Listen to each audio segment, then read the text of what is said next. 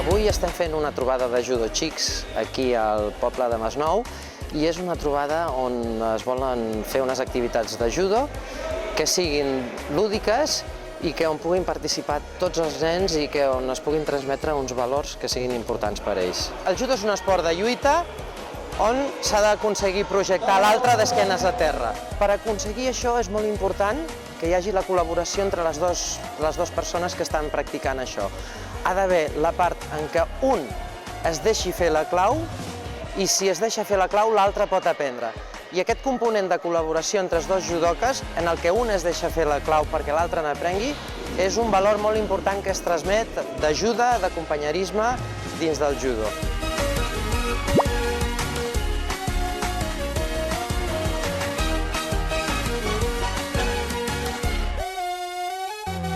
Com per exemple jocs, exercicis, els jocs a vegades es comparteixen en clau de judos. I hi ha punts, els dos punts verds, que són els de molt, però que molt bé.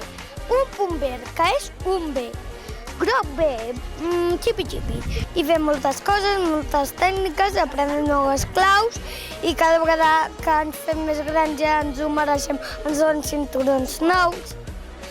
El més important és la tècnica, perquè podem fer tècniques divertides i que l'Alícia a vegades, quan fem una tècnica, ens explica algun conte.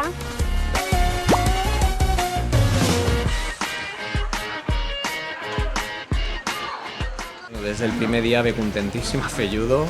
De fet, volia repetir, marxàvem i volia tornar a fer judo. Bé, el judo és un esport curiós, no? Perquè és un esport que és individual, però necessites dels altres per progressar. Treballes tronc inferior, tronc superior, coordinació, mobilitat...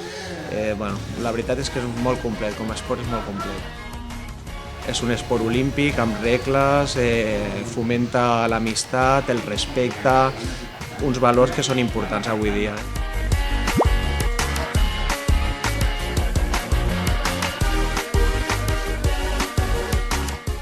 En aquestes categories que tenen 6 anys, el que treballem fonamentalment és la psicomotricitat.